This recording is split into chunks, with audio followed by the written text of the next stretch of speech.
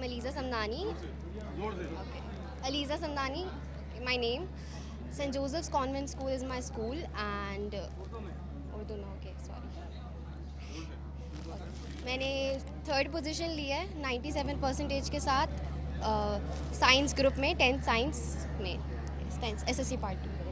अच्छा ये बताएं कि ड्यूरिंग एग्जामिनेशन कौन से मसाइल का सामना रहा बोर्ड्स में और घर पे, क्या लाइट वगैरह जाती थी?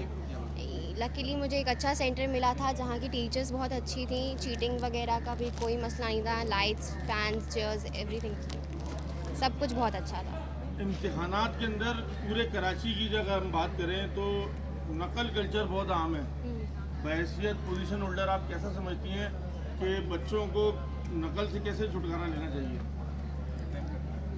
अपनी पूरी मेहनत आप कंडेम करें, लोगों को अपनी पूरी मेहनत के साथ करना चाहिए। नकल ऐसी चीज़ है जो आप कहीं इस्तेमाल कर लेंगे लेकिन आगे नहीं बढ़ पाएंगे उससे।